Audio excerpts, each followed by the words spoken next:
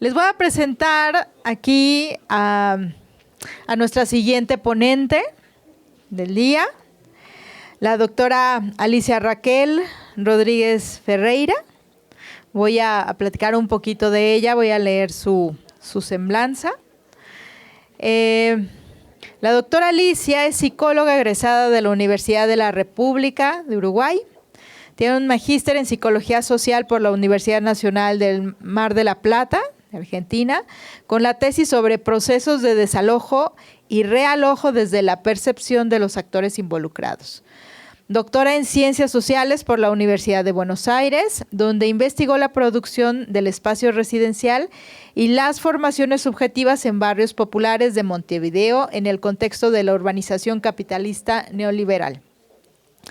Es profesora titular con dedicación total en el Instituto de Psicología Social de la Facultad de Psicología de la Universidad de la República, donde articula docencia, investigación y extensión universitaria, integrando saberes académicos y populares.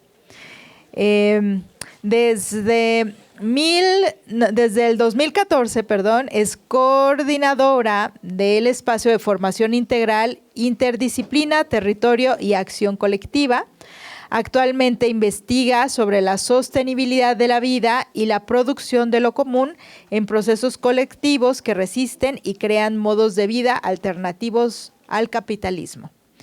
Integra el comité académico e imparte cursos en la especialización y maestría en hábitat y vivencia de la Facultad de Arquitectura, Diseño y Urbanismo, así como en el diploma de Estudios Urbanos de la Facultad de Ciencias Sociales. Entonces vamos a dar espacio aquí a la presentación de la doctora Alicia. Bueno, muchas gracias. Primero agradecer muchísimo la invitación. Realmente para mí es un honor estar acá y es una gran responsabilidad, como dijeron algunas de las compañeras que me antecedieron.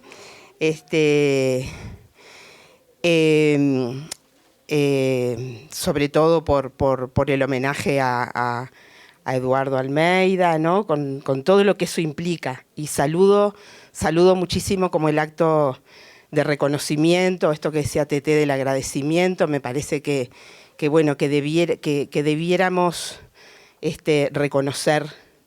reconocernos mucho más, digamos, en este mundo. Y bueno, nada, y es ese ejercicio de memoria de la cual tanto se ha hablado en estos días y de la importancia que tiene. A esta presentación le falta una carátula que debiera decir el título, que es algo así como la sostenibilidad de la vida en territorialidades barriales contemporáneas y los retos que eso implica para la psicología comunitaria. Tal como leía Erika, algo de mi trayectoria tiene, fuertemente, buena parte de lo que yo hago tiene que ver con el asunto de la urbanización. Y repasando muy poquitito algunos datos y alguna información de Uruguay, van a entender por qué. En realidad, Uruguay es un país muy pequeño, ya ven dónde está ubicado, al sur de América del Sur, tiene unos 180.000 kilómetros cuadrados, una población de 3,5 millones de habitantes, la mitad de la cual está concentrada en la capital, que es Montevideo, que es el departamento más pequeño que tiene el país, que es el que está allí al sur del país. Más del 90% de la población en Uruguay es urbana, es población urbana. A poco tiempo de nacida, digamos, la nación llamada República Oriental del Uruguay, en realidad, hubo un exterminio de nuestra población originaria. Y decía yo el otro día en el conversatorio, junto con nutrición, que se suele decir en Uruguay que nosotros venimos de los barcos, que nacemos de los barcos, que venimos de los barcos. El 88% de la población tiene ascendencia europea, el 6,4% se autoidentifica como con una ascendencia indígena y el 4% una ascendencia afro, a punto de partida también de la autoidentificación en los últimos censos. Así que, María Eugenia, entenderás lo difícil que es cómo no hablar desde la blanquitud, ¿no? Cómo no hablar desde la blanquitud, con esta occidentalización que tenemos en nuestro país, digamos, ¿no? Bueno, el país sufrió una dictadura muy importante, como muchos países del Cono Sur, entre 1973 y 1985, que fue la dictadura cívico-militar fue, además de que fue una tremenda represión en términos de muchas personas presas que sufrieron la represión en la cárcel durante muchos años, muchas otras tantas exiliadas y también desaparecidas. La dictadura fue un instrumento, digamos, como lo fue, insisto, en otros países del Cono Sur, de América del Sur, de terminar de imponer lo que fue o lo que es el ciclo neoliberal del capitalismo, digamos, ¿no? Fue un modo, una herramienta, para terminar de imponer el ciclo neoliberal del capitalismo. Tenemos una población del 17,3% de la población, del 17,3% en situación de pobreza. Bien, entonces, de alguna manera, lo que uno puede entender como la ciudad capitalista neoliberal, que es la que tenemos, las ciudades se conforman como ciudades capitalistas neoliberales, yo creo que es como pensar en clave de que esto que llamamos la crisis civilizatoria, este resquebrajamiento civilizatorio en términos sociales, económicos, políticos, económicos, de cuidados, es una crisis civilizatoria espacializada. Mirar la ciudad y los procesos de urbanización nos permite mirar la cuestión de los espacios, digamos, en la vida.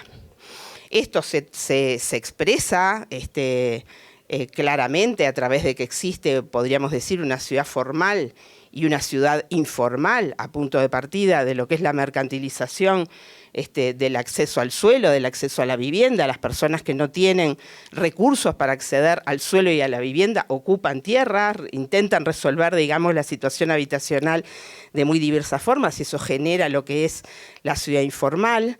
Esto genera la idea la realidad, la situación de que existen espacios para ricos y espacios para pobres en la ciudad. A veces son espacios distantes, se habla como de la polarización en ese sentido, ¿no? Otras veces son espacios contiguos, uno ve barrios privados, countries, etcétera, etcétera, al lado, separados por un muro, por cámaras, digamos, de población, de espacios residenciales, de personas en situación de pobreza, en donde lejos de no existir relación y conexión entre ambos, existen relaciones de dominación y subordinación. Esto expresa la desigualdad social urbana. El capitalismo lo que hace, digamos, con la mercantilización del suelo y con la privatización del suelo es partirlo, podríamos decir, lo fragmenta y produce como este movimiento en permanente, digamos, no sé si le llamaría espiral, porque en realidad lo que produce es lo mismo, ¿no? Fragmenta, homogeneiza, vuelve a fragmentar, ¿no? Produce como múltiples pliegues en la ciudad, que son expresión de lo que es llamado como desigualdad social urbana.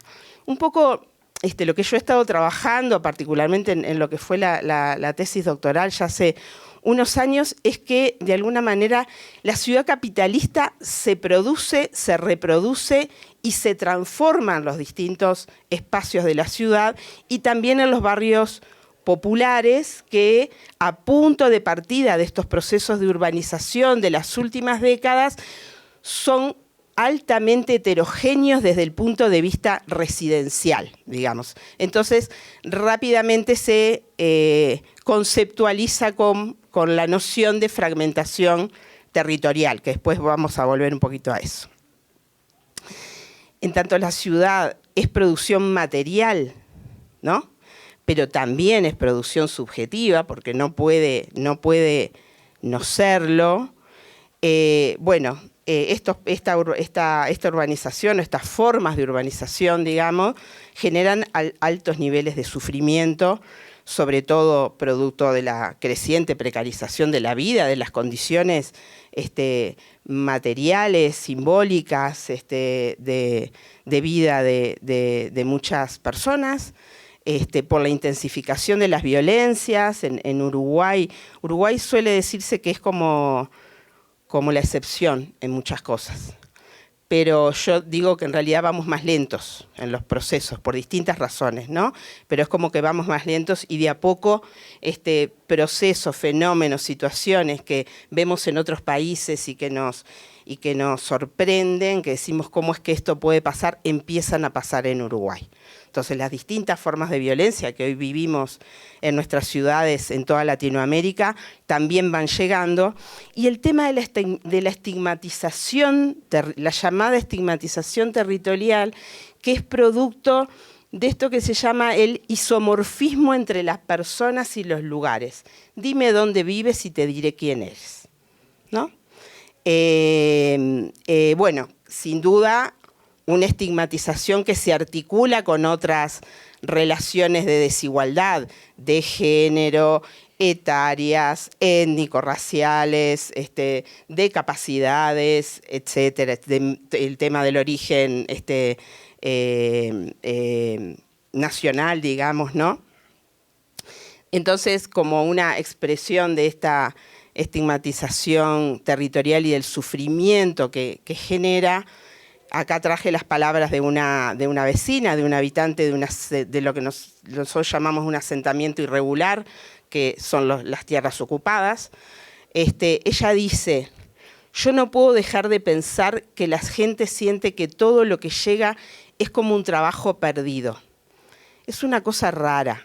Es como si fuera manteca en hocico de chancho, por decirlo de una manera gráfica, ¿no? Es como desperdiciar algo, eso es lo que quiere decir este dicho, ¿no? Como si fuera manteca en hocico de chancho, por decirlo de una manera gráfica. Que siempre estamos tratando de luchar para probar que somos personas. Que siempre estamos tratando de luchar para probar que podemos organizarnos. Que siempre estamos tratando de luchar para que la gente nos entienda. Que siempre estamos tratando de luchar para que nos escuchen. Y siempre seguimos en la misma historia, y siempre tenemos que seguir en el mismo camino, y siempre tenemos que estar pendientes que nos acepten los otros, y lograr ingresar a determinado lugar, y todo ese tipo de cosas. Fíjense cómo a través de la forma de decir, digamos, expresa claramente como este esfuerzo, esta lucha permanente que muchas personas que viven en nuestras ciudades tienen que hacer para ser reconocidas como ciudadanas, muchas comillas, y como personas, digamos, ¿no? Entonces, como que merecen tener un lugar en la ciudad. Bien, entonces, algunos de los sufrimientos que generan estos procesos de urbanización y de desigualdad urbana. Entonces, ¿qué preguntas, por lo menos a mí me vienen como interpelando? Nos vienen interpelando a los equipos, las compañeras, los compañeros con los que venimos trabajando, a veces de la Facultad de Psicología, otras veces interdisciplinarios. ¿Cómo reproducir y sostener la vida en estas condiciones? Y cuando decimos sostener la vida, no estamos hablando, muchas veces se confunde con la idea de sobrevivir. No estamos hablando de sobrevivir. Desde algunas perspectivas de las economías feministas, como Amalia Pérez Orozco, como Judith Butler, que no viene de la economía feminista, pero sí del pensamiento y las perspectivas feministas, sostener vidas vivibles, vidas ciertas, dice Pérez Orozco, vidas dignas, hablando de dignidad, vidas dignas de ser vividas y de ser lloradas ante su pérdida. Sandra nos mostraba cómo muchas vidas, digamos, en este país, miles y miles, no son, parece que no fueran dignas de ser lloradas, de ser sentidas como, de ser vividas y ser experimentadas como pérdidas, digamos, por parte de el Estado y la sociedad en general, ¿no? Estas autoras colocan, discuten con el marxismo lo que ha sido la contradicción marxista histórica, digamos, capital-trabajo, y la sustituyen por la contradicción capital-vida. O sea, esa es la contradicción básica. Lo que está en juego hoy es la vida, son todas las vidas, digamos, ¿no? Las vidas humanas y las vidas no humanas. Está en juego la vida en el planeta. Entonces, ¿qué puede aportar la psicología social comunitaria en esta coyuntura? ¿Cuál psicología comunitaria? ¿Qué psicología comunitaria, además, en el marco de una captura totalizante de las producciones subjetivas por parte del capitalismo? Hoy por hoy, en realidad, digamos que desde que la psicología comunitaria empieza a tener lugar en América Latina, por allá por los años 60, 70, asistíamos a un mundo en donde había un proyecto alternativo de sociedad posible. De hecho, hubo procesos revolucionarios, digamos, hubo movimientos sociopolíticos en América Latina que mostraron que llegaron, digamos, a concretar algo de ese socialismo que tanto se proyectó y tanto se ilusionó. Había una sociedad alternativa, digamos, había un modelo de sociedad alternativa tan totalizante probablemente en términos de modelo, en términos de proyección, como el propio capitalismo. Bueno, luego pasa todo lo que pasa a lo largo de todos estos años y hoy en realidad vivimos en este modelo, en este sistema hegemónico, pero que además es un sistema, además de lo destructivo, como decíamos, en relación a todas las vidas, ¿no?, que existen en el planeta, tiene la capacidad de reciclarse una y otra vez, ¿no? Tiene la capacidad como de adecuarse, ¿no? Empezamos por el ciclo de industrialización, luego por el ciclo postindustrial, ¿no? Luego ahora por un momento más financiarizado, ¿no? Tiene como esa capacidad y además tiene la capacidad de cooptar lo que son como los movimientos alternativos. Rápidamente nos tenemos que estar preguntando, ¿pero esto es realmente transformador, como decía, ¿no? O es que, ¿no? Porque es como realmente nos exige como una vigilancia permanente en ese sentido. La pandemia reinstala el llamado problema de la comunidad. Hay algunos autores, particularmente Daniel Alvaro, que es un sociólogo argentino, que lo que plantea es, bueno, cómo cada vez que a lo largo de la historia de la humanidad han habido crisis y transformaciones importantes, digamos, sociales, revolución industrial, etcétera, ¿no? Yo creo que la pandemia ha sido como un momento de este tipo. Reinstala como la pregunta por la comunidad. Cuando él dice reinstala la pregunta por la comunidad, es esta pregunta de ¿cómo estamos siendo con otros? ¿Cómo estamos siendo con otros, con otras? ¿Cómo estamos construyendo sociabilidad en este mundo? ¿Cómo estamos construyendo vida en común? ¿Cómo de alguna manera la pandemia puso en evidencia lo imprescindible de cambiar el rumbo, digamos, ¿no? ¿Es eso? ¿Puso en evidencia lo imprescindible de cambiar el rumbo?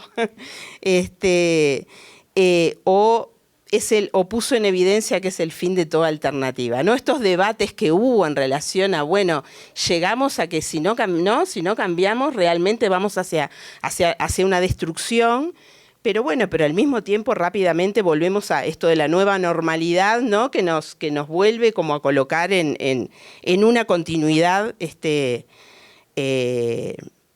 lo que muestra hoy por hoy, pasados algunos años, es que lo que en realidad aconteció fue que determinados fenómenos, determinados procesos que se venían dando, se profundizaron, se intensificaron, ¿no? Pensemos en todos los efectos de la tecnología, de las relaciones a distancia, etcétera, etcétera. Entonces, por ahí nos preguntamos qué psicología comunitaria puede emerger desde las praxis actuales, desde los haceres y sentipensares contemporáneos de diversos colectivos que luchan, resisten y reexisten. Ahora vamos a ver un poquito cómo esta diferencia. Por supuesto que yo no tengo respuestas para esto, son como preguntas movilizadoras, digamos, ¿no? Preguntas que nos inquietan, que nos están como preocupando. Yo creo que ya han estado muy presentes en esta cátedra. Entonces, las reflexiones que quiero compartir es a partir de dos experiencias que hemos venido realizando con dos equipos distintos en Uruguay, desde la universidad. Una es el barrio Flor de Maroñas. Flor de Maroñas es un barrio popular, decimos nosotras, de Montevideo. Ayer conversábamos y me decían que la noción de barrio no es muy común acá, o no tiene el peso, por lo menos, que tiene en nuestro país. La noción o la idea de barrio en nuestro país está muy arraigada en sus habitantes. Las relaciones de vecindad es una noción es una vivencia, no es una noción. Para la gente, para las personas, es una experiencia, es una vivencia. Las relaciones cara a cara, las relaciones con las personas con las que se convive, estas relaciones de vecindad, genera identidad a punto de partida de las historias de residencia en un mismo lugar, etcétera, etcétera, etcétera. O sea, es mucho más que una división administrativa. Es realmente como un instrumento de pertenencia, de identificación y demás.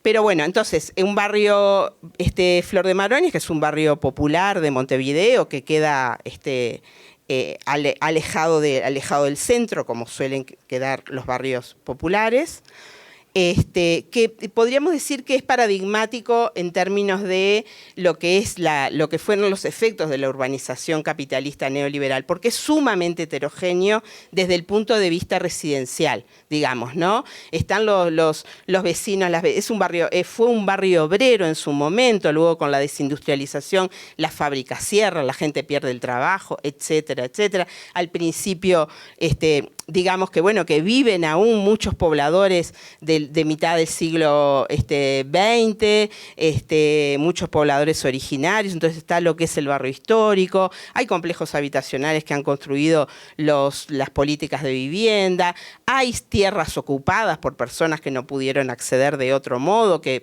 justamente migraron desde el centro de la ciudad muchas veces, hay cooperativas de vivienda por ayuda mutua, que eso es una experiencia muy interesante que tenemos nosotros en el país. Y esta heterogeneidad residencial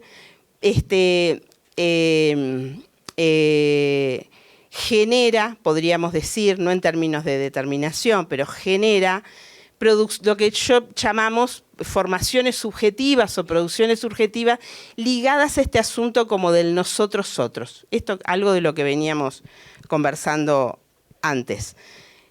¿Quiénes somos nosotros? ¿Y quiénes somos nosotros cuando decimos nosotros? ¿Y quiénes son los otros cuando las personas que viven en determinados lugares del barrio dicen ellos? Digamos, ¿no? Un poco como que estas dinámicas de nosotros-otros, estas dinámicas de alterización, de alguna manera son un efecto de esta heterogeneidad y de esta diversidad residencial. No solo, pero esa es una de las dimensiones que juega.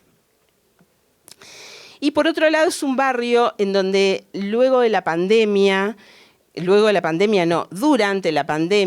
al inicio, como en tantos otros lugares, que en este caso además coincidió con un cambio de gobierno, pasamos de 3 administraciones gubernamentales de un gobierno progresista a que en el 2019 se vota, se elige un gobierno conservador y de derecha, como ha sido tradicionalmente en nuestro país. Entonces era un momento de cambio de gobierno. En el 2020, a pocas semanas de declararse la emergencia sanitaria por la pandemia, asume un nuevo gobierno, o sea que era un momento de cambio importante, además de una intervención urbana que no me voy a detener, que fue importante en el barrio, la construcción de un complejo cultural. Y es como que explotan, es como que se genera una suerte como de explosión de expresiones colectivas. Algunas que ya existían, digamos, ¿no? Bueno, por supuesto que generan acciones vinculadas a la situación de emergencia, otras que surgen, que son nuevas, que son novedosas, que no existían antes. Bueno, esto. Entonces, por un lado, y yo no me voy a detener porque no me daría el tiempo, pero al menos para que tengan una idea de qué estoy hablando cuando estoy diciendo esto, simplemente las voy a mencionar. Por ejemplo, bueno, Flor de Maronias es un barrio en donde existen festividades, hay una festividad muy característica, muy típica, que es año a año, se llama Maronias en Flor, que es una festividad que se realiza en la Plaza Flor de Maronias. Uno de los asentamientos, o sea, de los barrios ocupados, del suelo ocupado, de la tierra ocupada, se cooperativiza para regularizar la relación con el suelo y generamos en conjunto, digamos, una intervención en el espacio a través de la pintada de un mural que supuso que ese espacio que previamente estaba estigmatizado, decir que se vivía allí, que eran las ruinas de la fábrica, era ser discriminado, digamos. Bueno, generamos un espacio de intervención a través de la construcción participativa de un mural que permite recuperar la historia y de alguna manera producir una resignificación identitaria. Por otro lado, en otra parte del barrio, un proceso participativo para la construcción de una plaza en un espacio baldío, que se le denomina Maestra Elena Quintero. Maestra Elena Quintero fue una de las personas desaparecidas durante la dictadura. Se reacondiciona la plaza histórica del barrio, se construye un complejo cultural por parte del gobierno departamental de Montevideo, de la Intendencia, y se propone un proceso de cogestión. Hay un grupo de veteranas de mujeres, la mayoría, hay un varón, la mayoría mujeres mayores, que se sostienen mutuamente y que resisten, digo yo, los estigmas del envejecimiento, digamos, para hacer actividad física, para encontrarse, para conversar, para cuidarse, para un espacio de articulación interinstitucional que en realidad existía como política pública y que el gobierno que asume lo cierra, lo desaparece esa política social, que consiste en un espacio de articulación interinstitucional y entre distintos vecinos también, y los vecinos y las vecinas y los trabajadores y trabajadoras de estas instituciones locales deciden mantener y sostener este espacio a pesar de que la política decide cerrar el programa. La plaza se constituye en un espacio para la memoria de los desaparecidos en la dictadura. Este tema de que algunas marchas que se venían realizando en el centro de la ciudad, como la Marcha del Silencio, se llama, en memoria de las personas desaparecidas, en pandemia no se podían realizar, entonces se descentralizan en los barrios. Lo mismo pasa con el 8 de marzo. Y lo que se genera en realidad es que algunos espacios barriales se convierten en espacios de enunciación política, digamos, ¿no? En este caso, vinculado al tema de la memoria histórica. Y lo mismo con el grupo 8M. Y por otro lado, un grupo de huerteras que compartíamos el otro día con las compañeras de nutrición, que es un grupo de mujeres, la mayoría, no solo, pero la mayoría mujeres, también entre los 50 y los 70 años, que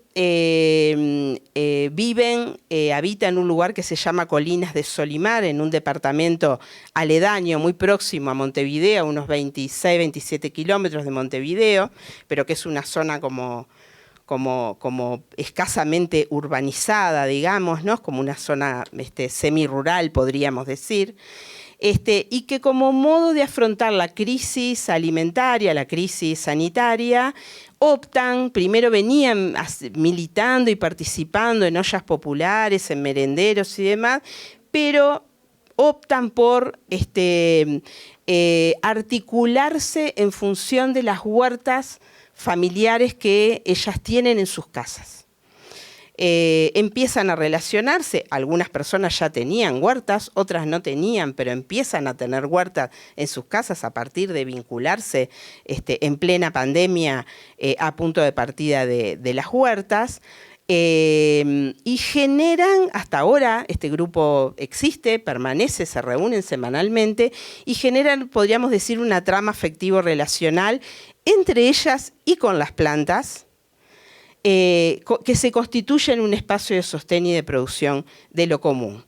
Este grupo lo que hace durante la pandemia y los momentos más difíciles de la pandemia, ahí ven los tapabocas, arman lo que llamaron cajones huerteros con plantines, con semillas, e iban a las casas a regalarles, el día de sus cumpleaños, a regalarles a las vecinas un cajón huertero. Desarrollan capacitaciones en las propias huertas, recorriendo las propias huertas, digamos, y desarrollando un intercambio de saberes, hacen una compra conjunta de compost, de tierra para sus huertas, hacen ferias, ferias de economía social y solidaria. Esta es una foto de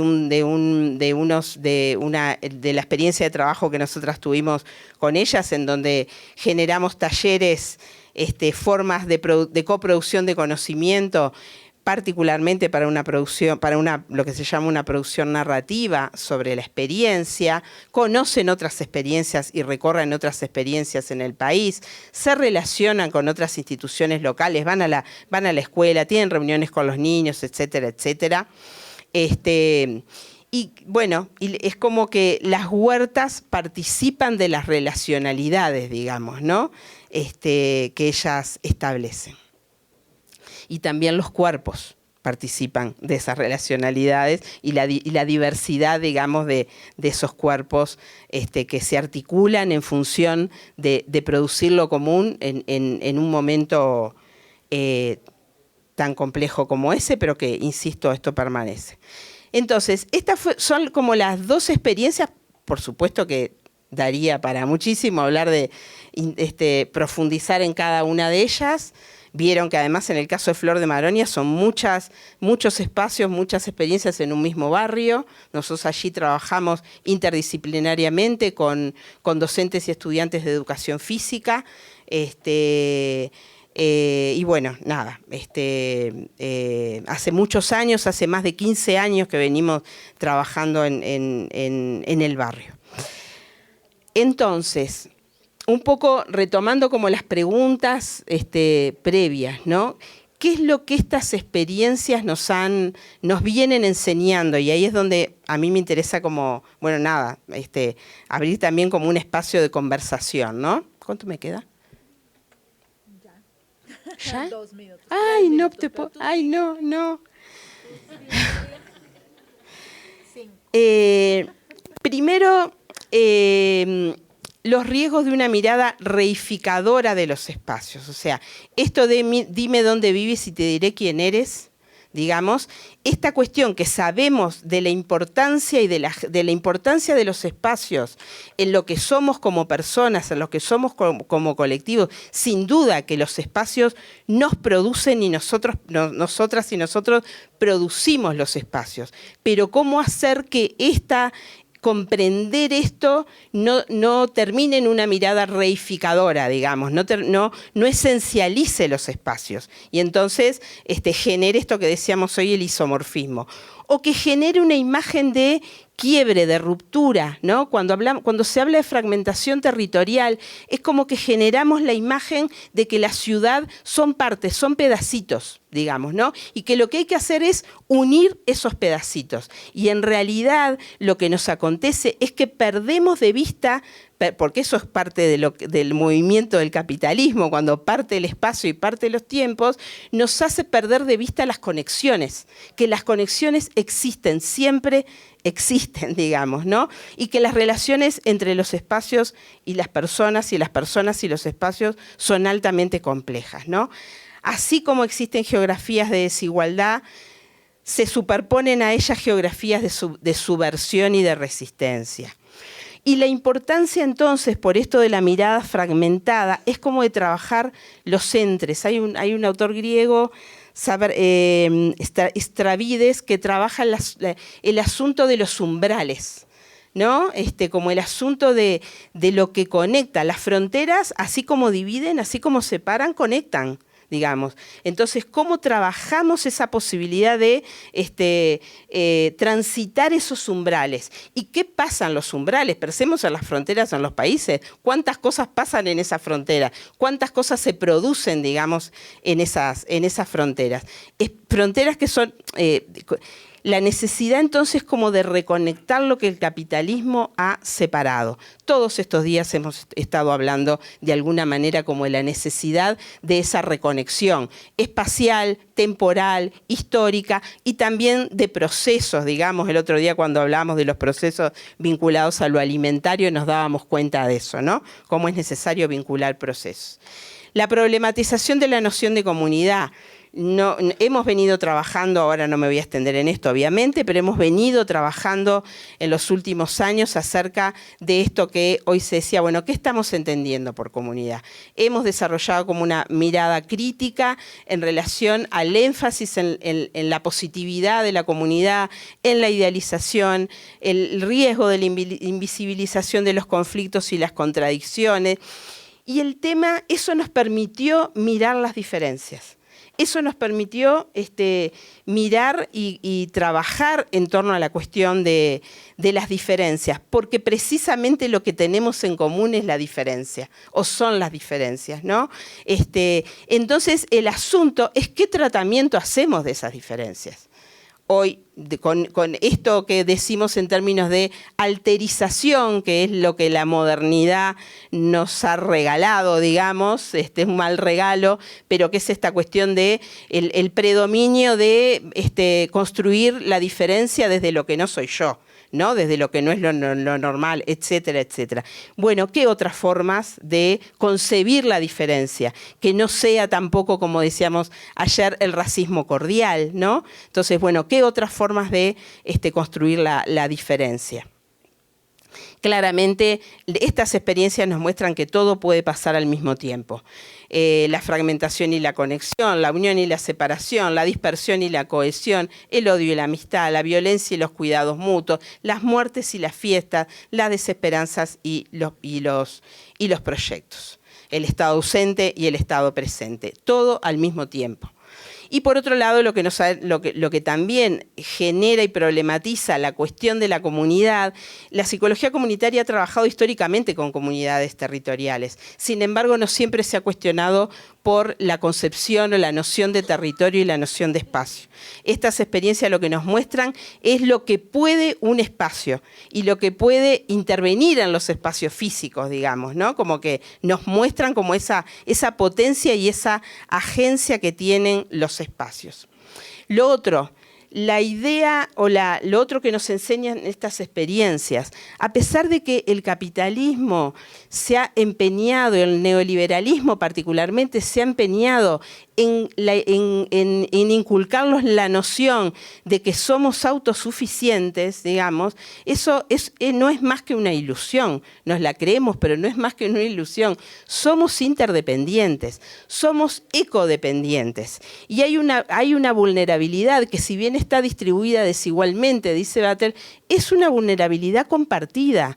Cómo nosotras, desde este lugar de privilegio, reconocemos también nuestras propias vulnerabilidades, reconocemos que también, como decía Sandra ayer, necesitamos ser acompañadas, ¿no? No es solamente el acompañar a los otros, a las otras. La centralidad de la afectividad, ¿no? en estas experiencias. Y esto que a mí es una de las cuestiones que me encantaría conversar, que tiene que ver con... a mí me parece que estas experiencias lo que muestran es el mundo que se desea construir en el aquí y ahora.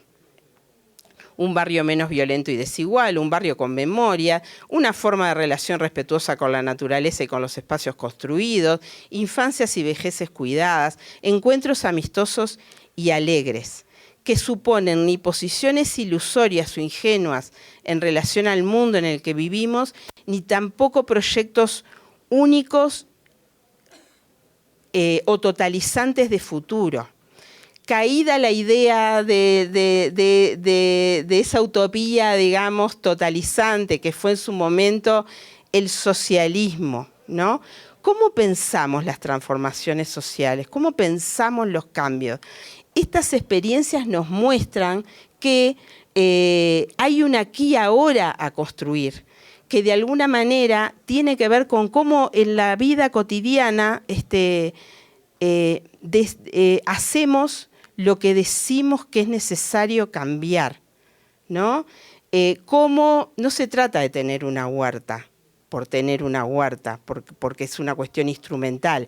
Se trata, nos enseñan las huerteras, que se trata de tener una huerta, pero se trata de tener una relación con la naturaleza de cuidado que es inseparable de la relación de cuidado entre las personas, que es inseparable de las relaciones tendencialmente horizontales, dicen algunas dice Mina Navarro, que es de acá, digamos,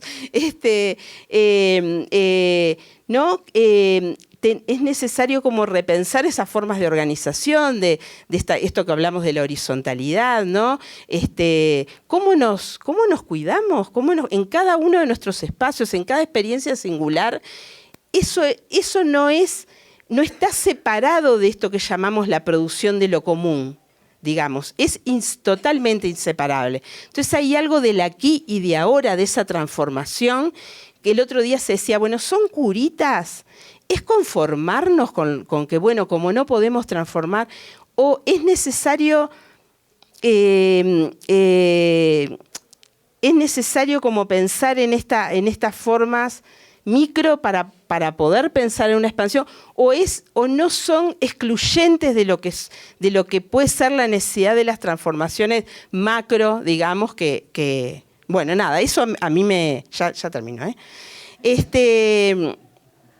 Lo otro que a mí me parece que estas experiencias también nos enseñan es las formas de resistencia, tiene que ver con lo anterior, ¿no? Pensadas en términos no solo de reacción, que es muy importante, u oposición. Esto no lo queremos. No queremos esto, y la lucha, digamos, y los gritos y las voces que se alzan para decir qué es lo que no queremos. Sin duda que eso es bien importante, ¿no? Esto del anti o el contra, ¿no? Que se habla el anticapitalismo, el anti no sé qué, ¿no? Sí, pero también pensar, como dicen distintas autoras, Raquel Gutiérrez, por ejemplo, es el veto, pero también es más allá de la capacidad de vetar, ¿no? Lo que no queremos. Es el contra y el más allá, dicen Federici Cafensis. O la apuesta, dice Pérez Orozco, por lo que no, pero también por la apuesta de lo que sí. Porque la apuesta de lo que sí nos exige crear, nos exige inventar. ¿De qué otro modo? ¿De qué otro modo podemos vivir, digamos? ¿Cómo hacemos para vivir de otro modo? ¿Cómo pensar de otro modo? Esto que hoy María Eugenia planteaba, pongamos un consultorio para trabajar con quienes nos identificamos con la blanquitud y con esto de la elección.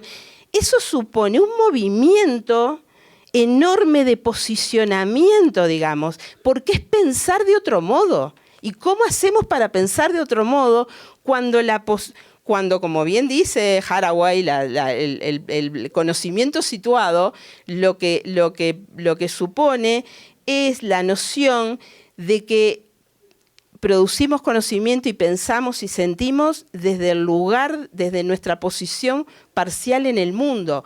Yo, mujer, blanca, uruguaya, latinoamericana, identificada como mujer, universitaria, no puedo, ¿cómo hago para no ser yo, digamos? Pero es distinto si me doy cuenta que estoy pensando desde este lugar, que si no me doy cuenta, digamos, ¿no? Y creo que tengo una verdad. Entonces, bueno, nada, me parece que es como y de alguna manera esto de lo que sí,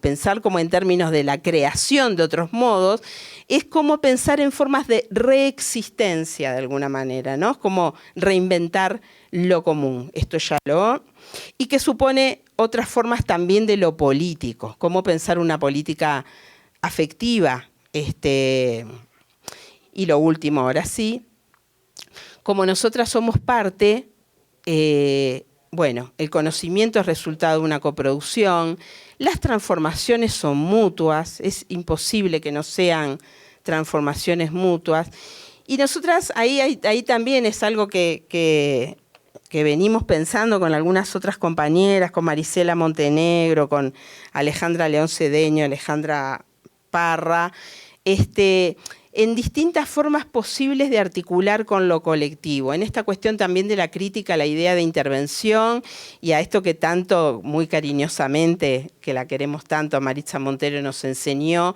y colocó el tema del agente externo y el agente interno, pero como eso coloca como una dicotomía, una relación binaria, digamos que es necesario repensar. Y la idea de intervención de alguna manera es parte como de ese pensamiento. Entonces por ahí pensamos en términos de acompañamiento y acoplamiento. Ayer Sandra nos da una clase sobre eso, me parece, sobre el tema del acompañamiento, que yo no lo separaría de la permanencia.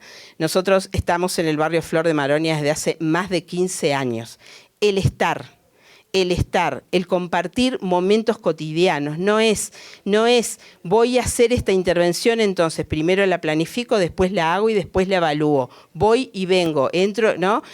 Sino que es compartir, sin saber, con toda la incertidumbre que supone no saber qué es lo que va a pasar en ese compartir la vida cotidiana con las personas. Entonces a mí me parece que el tema de la permanencia es un asunto súper importante a considerar, que se da de bruces con la organización académica, con los tiempos curriculares, con todo eso que sabemos, ¿no?